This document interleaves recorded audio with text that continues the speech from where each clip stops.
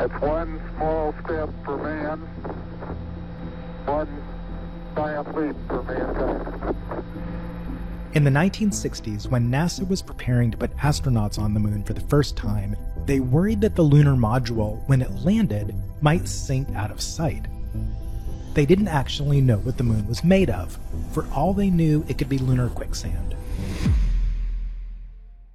It's easy to forget all the uncertainty that surrounded that iconic mission. The story that's ingrained in our collective consciousness is so focused on the triumph, we forget how much we didn't know.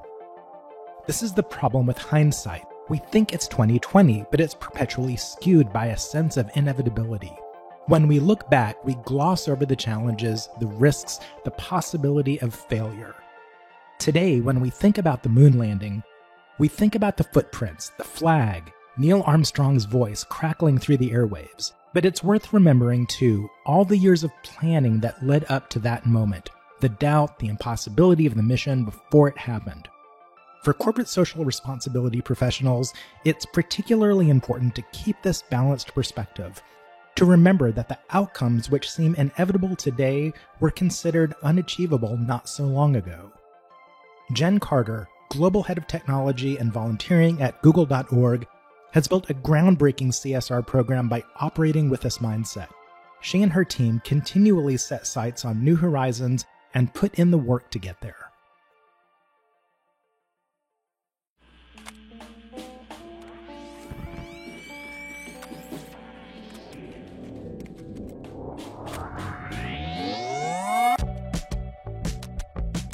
Welcome to Impact Studio. I'm your host, Sam Kaplan, Vice President of Social Impact at Submittable. In this episode, Jen Carter shares how she and her team have built a CSR program at Google centered on making a transformative impact for the community, for employees, and for the business. As a company that has helped shape the digital landscape at a global scale, Google holds a tremendous amount of influence. Other companies pay attention to what Google does and how they do it. This unique position allows Google's CSR team to not only make a big impact with its CSR programs, but to transform how the whole corporate sector thinks about social change. We kind of believe philanthropy is in a unique position to take these risky, longer-term bets. If you compare with other sources of funding like government, they generally need to show taxpayers, that the money is going to proven solutions. Or if you think about private investors, they need to operate typically on shorter timelines and have to make financial returns. But so philanthropy, in terms of where it stands out, it's that you can really put impact first and kind of have some patience there. So we tend to think of a lot of our work as risk capital. It works really well at Google. Generally, Google is a place that has a big appetite for risky bets. We call them moonshots. So from Google.org's earliest days, we've really looked for places where we can test out new ideas and direct risk capital toward big problems. Another framing of it, I think there's $75 billion, I want to say. I think my stat might be from 2019, but $75 billion that went from philanthropy in 2019. But that was a very small percentage of kind of the total funding if you incorporate government funding or other forms. So I think 4.5 trillion that same year that the US government spent on some of these issues. And so, it's a lot of money, and it's also not a lot of money relative to the scale of some of these issues. And so we think that we can make these catalytic investments, that we can test out new ideas, and that we can build proofs of concept that then others can invest in more heavily. From the beginning, Google has been focused on building for the long term. Employee empowerment is a big part of that strategy, and it extends into their CSR programs. Google.org, the company's philanthropic arm, houses all of Google's social impact efforts. It's built on Google's culture of innovation and individuality, where every employee can bring their unique talents and skills to the work. Google.org is Google's philanthropic arm, and our goal is to bring the best of Google to innovative nonprofits and civic entities who are tackling the world's toughest challenges. And we do that in a few ways. First, by providing our grant dollars, so 1% of profit goes for good. Second, by providing our products, so Google Workspace for nonprofits and other products like that. And then finally, by providing what we think is our most valuable resource, which is our people. And so our team is kind of structured in that way as well. We have folks globally who focus on each of these areas, giving grants giving products and giving people. And that's kind of how we operate. I think there's always kind of been a culture of giving at Google. Ever since even the founders in their founders letter back in 2004, they said that 1% of profit and 1% of employee time would go for good. So that ethos of giving back, I think, has always been a core part of the company. And that was before the 1% was sort of the norm or standard. It was pretty unusual at that time, but it really has been built into our DNA. Every CSR program's long-term success hinges on employee buy-in. Employee resource groups, or ERGs, can play a big part. As a natural space for authentic dialogue, ERGs can serve as a bridge between company leaders and employees. For Google, ERGs are an essential space to connect employees with the company's social impact efforts.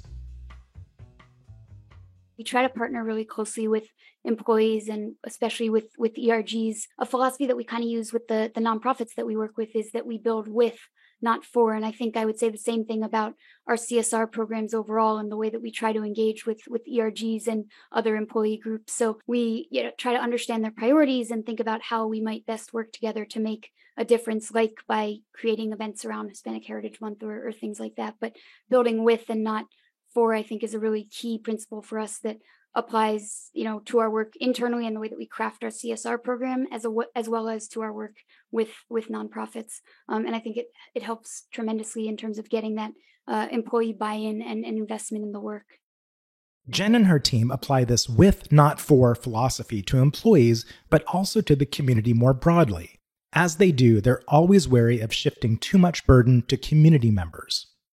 We all take a cue from the sort of disability rights movement, that also a similar philosophy around nothing about us without us. And so we try to work to directly involve those who are impacted and involve them throughout in the process of thinking about what their needs are and try to understand those. And often the nonprofits that we work with, their leaders and their teams also have been impacted by the issues that they're trying to solve. And so I think really important to kind of work with impacted communities, but maybe the sort of conflicting sentiment there that we also try to balance is the idea that, of course, this work can't fall only on the shoulders of those impacted communities. And so that's where we kind of try to come in, is getting ideas, understanding what they think is the priority and the right approach, but then bringing our resources to help. Within Google.org, there are multiple programs designed to bring employees closer to the company's social impact work.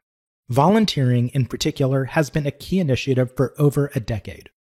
Google Serve is our, it started out as an annual day of volunteering, I want to say 12 or 13 years ago. No, maybe probably 14 by now. But it started in 2008 as an annual day of volunteering, where everyone at the company would find volunteering opportunities in their community where they could give back. It's since evolved as the company has grown. I think it ended up being a week at one point, and now it's an entire month, the entire month of June, where folks, we try to get as much participation as possible in doing some kind of giving and volunteering opportunity in the community. So everyone at the company actually has 20 hours of work time to volunteer per year. That's the 1% commitment. But in particular, we do try to galvanize a lot of folks around, the specific month, just so that people can volunteer with their team and really get a lot of excitement around it. Giving people a variety of options allows everyone a way into social impact work. Alongside volunteering, Google empowers employees to give back through matching and directed donation programs. So every employee gets $10,000 in Google matching that they can contribute to nonprofits. And so it's a one-to-one matching, and we'll match that up to $10,000. There's also our donations for doers program. So for every hour that Googlers volunteer, we'll donate $10 to the nonprofit that you volunteered with. So I think those are a couple of the programs on the giving side. We also are really proud of our holiday giving campaign, which has evolved over the years, but essentially it's two components. One is during the holiday times, everyone at the company is given a voucher from Google that they can then direct to a nonprofit of their choice. So some funding that they get to kind of direct, and you can see what it looks like when employees come together, and lots of them end up giving to some of the same organizations, and it really can make a huge difference. But then we also have a peer matching component of that really gets people excited. So you can sponsor a nonprofit and you can offer basically to match donations. So between, if I give money and someone else is matching that, and of course I get my Google match, you end up getting a 3-to-1 return on that. And so we see a lot of excitement around our holiday giving campaign. This is where things shift, because a lot of companies have a volunteer program and donation matching. But Google goes way beyond that. Jen and her team launched a fellowship program which enables employees to take 6 months away from their regular work duties to help a nonprofit. Receiving this kind of support is transformational for community organizations. I think the kind of impetus for the program itself, for the Google.org Fellowship, was back in 2013 when healthcare.gov launched. The site crashed. It couldn't keep up with the QPS, the queries per second, or essentially kind of the amount of user traffic that it was seeing. And so some folks from Google, as well as from other tech companies, voluntarily took time off work to go and fix it. It led to the creation of the U.S. Digital Service at the federal government level. But for Google.org, I think it was a large part of us realizing the potential power of an impact that our volunteering efforts could have, and in particular, pro bono and skills-based volunteering. You know, the government had money, they'd hired contractors to build this site. It just wasn't the right folks because it is so difficult to find and retain software engineers and product managers and UXers and everybody else that companies like Google rely on to build great products. And so the only reason that this kind of worked itself out was because it was a public launch and a public failure. But so that meant that tech folks kind of saw the challenges and knew that their skill sets could help. But we knew that nonprofits and civic entities were facing these types of challenges every day. And so we really started to think more strategically about how Google and Googlers could add the most value, and really decided to lean into this pro bono volunteering. And so that was sort of the way that the Google.org Fellowship started. We were hearing not just this example, but more generally from nonprofits that they wanted to do more with tech, but had challenges with that recruitment. And at the same time, we were hearing from Googlers who were passionate about giving back, but it was difficult for them to find these types of opportunities as well. And so we created the Google.org Fellowship, which enables teams of Googlers, high-performing folks, to spend full-time 6 months working alongside nonprofits and civic entities, helping them kind of build these innovative new products. Allowing employees to volunteer at this scale encourages authentic and long-term engagement and enables employees to commit to the causes they care about. Often, there's a personal component to the fellowship work. Many people choose to focus on issues that have directly impacted them or their loved ones, and this combination of technical skill and real-world experience is invaluable. There is an incredible culture of giving back at Google, and so I do think there's a ton of interest in this. We also see that interest over time as, you know, when COVID first started and everyone raised their hands and wanted to figure out how they could help, or the war in Ukraine, we saw a ton of interest from Googlers who wanted to give back and contribute. So there is a lot of interest in this program, it's just incredible to see, especially when you can kind of match. You have Googlers who are often personally impacted by the issues that we're now facing, and to be able to do that matching where they get to contribute is just really powerful. I can share a few examples of that, but so we had, you know, a Googler who faced homelessness, who then was able to work on a project that made it easier for others to access affordable housing, or a Googler who was an out trans Googler who had struggled with suicidality as a youth, and also just happened to be a natural language processing expert, who then was able to help the Trevor Project, which is helps LGBTQ plus youth in crisis, was able to help them use AI to determine suicide risk level. And so you just get these, you have these amazing Googlers who are extremely passionate about giving back. And when you can find that kind of perfect match of their interests and their skill sets and their lived experience, it's just really incredible. Though 6 months is a long time, adding that kind of capacity to a nonprofit and then just walking away has the potential to be more disruptive than helpful. Jen and her team make it a point to think about how the fellowship can help an organization build capacity for the long term. I think, unfortunately, it is all too common that folks come in and maybe even develop an incredible solution, but then leave without kind of a plan in place for how it's going to be maintained. And so that's something that we think about from the start. Before we even select a project, we've kind of baked that into our selection criteria. Is there a path to sustainability, and what does that look like? And then we kind of consider it at every step of the way. So in terms of that initial path, though, that's actually why we're excited to pair typically our grant dollars with our Googlers, our volunteers, because there is overhead in managing these, and there's also going to be a lot of work to maintain the efforts after. And so we often fund organizations, nonprofits, to hire tech folks directly who are going to be permanent hires who can kind of take the work forward after. Otherwise, we do engage in a lot of capacity building during the fellowship. So the fellows are on the ground, even if the organization doesn't have the funding to hire a UXer full-time, a designer full-time. We can at least teach them some of the best practices in user-centered design so that everyone, the engineers, the product manager, whoever they do have, is kind of thinking about that after. So I think that's why, the funding alone, or the volunteers alone, or the product donations alone, I think, each of those can be incredibly impactful. But when you combine them, I think the sum is even greater than the parts. Leading a groundbreaking and somewhat experimental program means there isn't a set of best practices already in place. Jen and her team have had to experiment and figure out their own strategies. What they found is, you can't overlook the importance of human connection and strong communication.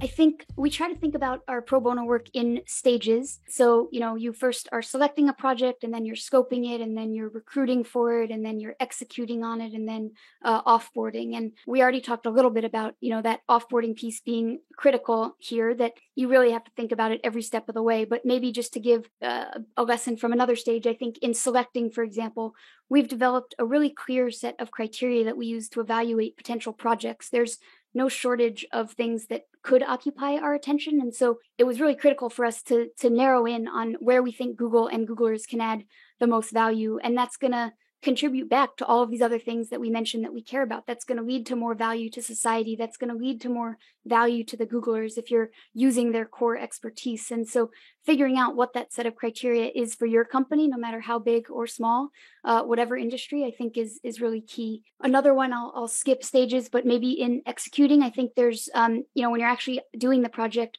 there's extensive research around what makes an effective team. And it consistently shows that it's not actually about hiring the best people, it's about creating the strongest team. And so one of the things that we do that I think sometimes gets lost in volunteering is that we really invest in the team and in building the team. It's a bunch of Googlers from different areas of the company trying to work really closely with a bunch of folks from a nonprofit that they've never met before, and they may not be aware and that familiar with the issue area. And so whenever we kick off a project, we spend a lot of time just helping the teams get to know one another better so that they can really bond as a team and work together toward that common goal. I think sometimes there's a tendency to just match the volunteer and then sort of disappear, and that's kind of it. But I think we place a high premium on kind of fostering that team cohesion. Thinking about long-term impact and sustainability is important, but you don't want to get lost in the theory of it all. You want to connect these principles to concrete actions. What does this long-term strategy look like when it's applied to real-world problems?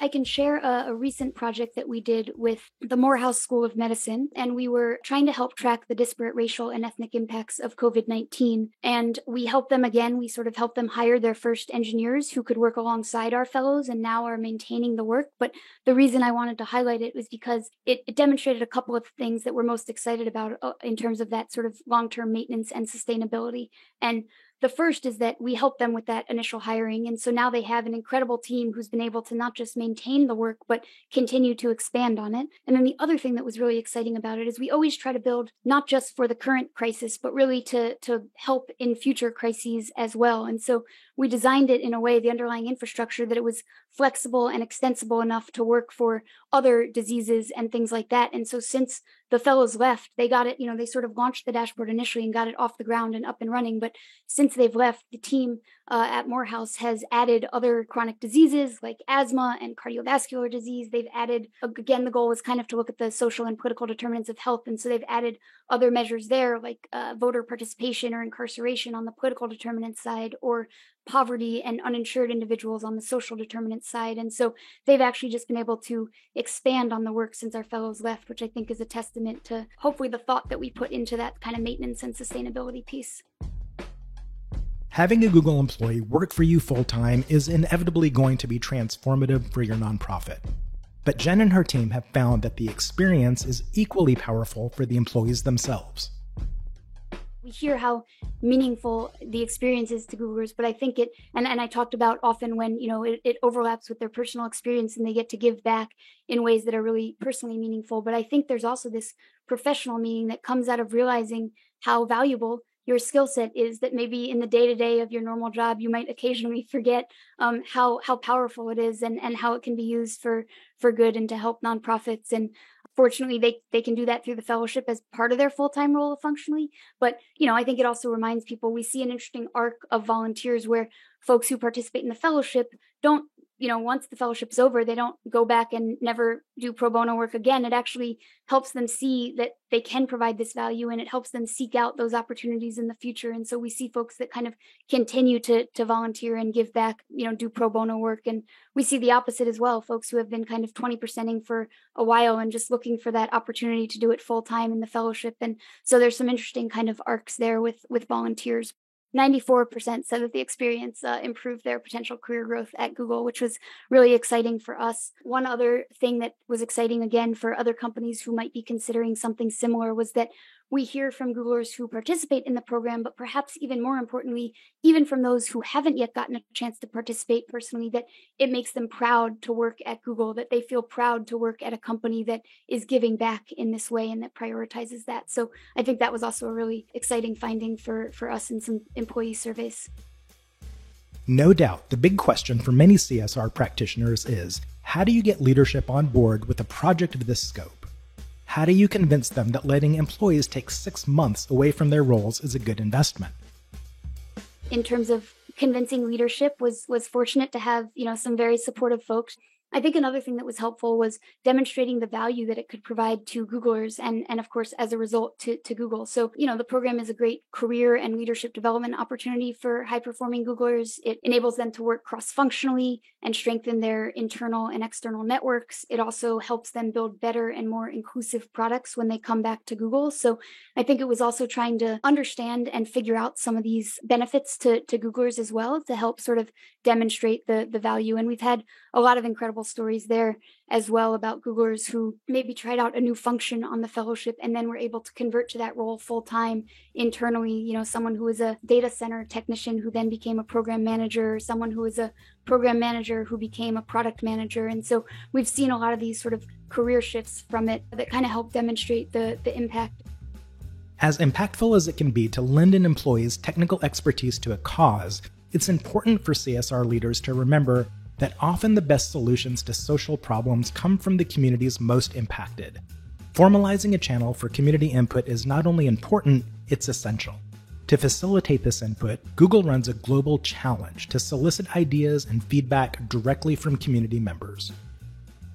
Our Google.org Impact Challenge is really an open call that we do to the community and typically around a certain issue to help just identify the best ideas. We believe that, the best answers often come from those who are closest to the problems. And so with the Google.org Impact Challenge, we ask communities what they need. And we look for big ideas that, I think can help address inequity at scale. So the Google.org Impact Challenge is definitely a big effort that we do that really does help us see a lot of the ideas out there. It also helps us find commonalities between them. We've occasionally gotten lots of applications that relate to a single idea, and we've sort of helped connect those orgs because they're all working on something similar and, maybe even given a grant across them. So I can give an example from our AI Impact Challenge that we ran a few years ago. We had a few different ideas that were around fact checking. And so we ended up working with an organization, Full Fact in the UK, but also an organization in Africa called Africa Check, and another org in South America called Chequeado. And we kind of combined all of those efforts and tried to build technology that would support all of their efforts rather than having these kind of disparate things happening. So yeah, I think the Impact Challenge is a really great method where we can get ideas from the community. When it comes to big, long-term solutions for complex problems, community perspectives are invaluable. But Jen and her team recognize that at the individual level, putting decision-making power directly in the hands of people most affected by a problem can have profound effects. I think it was probably about 10 years ago now that GiveDirectly pitched the Google.org team about direct cash transfers, giving money directly to those in need with no strings attached. And it's kind of hard to believe now, as during COVID and many other crises, we've certainly seen the rise of cash transfers in recent years. But 10 years ago, it truly was not done.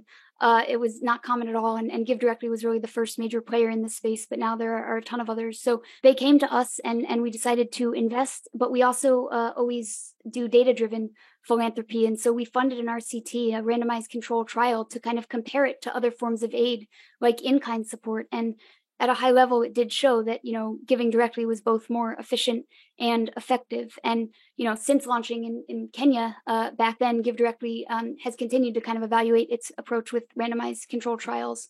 But it is it lets people rebuild their lives on their own terms, and it works. I think there was a study recently that showed 84% of natural disaster victims said they preferred cash because of its flexibility and the sense of agency that it provides. There was also, I think this was the study that Google.org funded with USAID, but families reported that they've been able to improve their child's nutritional intake and upgrade the quality of their homes and pay down their debt and all of these other impressive outcomes. And again, that they were even beyond the impact that sort of in-kind aid had. And I think one other finding from some of these studies that was particularly impressive was that the impact of cash had a ripple effect beyond the family that was actually receiving the cash. So some of the initial studies showed that direct cash assistance can actually help empower communities and local economies and not just individuals. So that was incredibly exciting as well. And so, GiveDirectly pioneered this work 10 plus years ago, and we were excited to partner with them early on and continue to. But now we've worked with a number of other organizations as well that are doing direct cash transfers. As Jen's work proves, the next era of social impact is all about transformation, transformative experiences for employees, and long-term sustainable support to help communities solve complex social problems that might feel unsolvable now. But remember, at one point the moon landing seemed impossible too. When we think about a moonshot, we shouldn't think about one standalone attempt to achieve the unachievable. Instead, we should think about it as a long-term strategic effort that requires experimentation, failure, and adaptability. People forget that before the famous Apollo 11 trip, more than 20 other missions had to happen. NASA had to test whether humans could even survive in space, let alone land on the moon. The trajectory for success is rarely a straight line. It's often shaped like a spiral. You have to be willing to stay in orbit, to circle around the thing you're trying to achieve, gradually getting closer and closer until you can touch it. One of our goals is to kind of make this the new norm. 1%, again, didn't used to be very common, and now a lot of companies have adopted the 1% pledge. And that's incredibly exciting, and there's still a lot more work to be done there. But I really do think this is kind of the next phase in CSR. 1% of employee time is 20 hours per year. That's less than 25 minutes per week, less than 5 minutes per day. So that might work well for a Hearts and Hands volunteer opportunity, but it really doesn't work as well for, these more skills-based and pro bono opportunities. And so I really do think that's the next iteration. And as we've been talking about this work, there's definitely been a lot of interest from some of our peer companies. And so I've enjoyed chatting with other folks in CSR about sort of some of the lessons that we've learned and how they might be able to do it. But I don't think you have to be large. You can start extremely small. Even at Google, we started with one single fellowship that only had 5 Googlers on our first fellowship. But even before that, we iterated with other models that were shorter duration. So when I first started with this, we didn't think we could do 6 months. That would be too much of an ask for managers. And so our first full-time engagement was only 4 weeks. And then we did a 6-week one. And then we sort of saw, okay, maybe we can go a little longer and a little larger with the number of people. But even at Google, we really did have to iterate in that way. But it still worked when we started small. Even just one fellowship is invaluable. And hopefully we try to share all of the lessons that we've learned so that folks don't have to repeat some of those same mistakes. Thanks for listening. For more conversations like this, be sure to subscribe to our Impact Audio podcast at submittable.com. Until next time. Hi, this is Carrie Ann from Submittable. I just want to say a quick thank you for listening to these Impact Studio sessions. Our team put a lot of work into each of them, and I hope you found them and the Impact Studio Collective LinkedIn group useful. I'd also like to send a sincere thank you to our guests. It's an honor to collaborate with and learn from industry-shifting thought leaders of your caliber. Finally, if you'd like to learn more about Submittable and access a trove of social impact content, I encourage you to watch our demo, subscribe to Sam's newsletter, and get in touch with us at submittable.com to learn more. We'd love to introduce you to our latest CSR product, Give by Submittable, or our employee volunteering and community investment solutions. Let's work together. There will be a lot more great content like this in the coming next year, so stay tuned. Warm wishes from beautiful downtown Missoula, Montana. Sincerely, the Submittable team.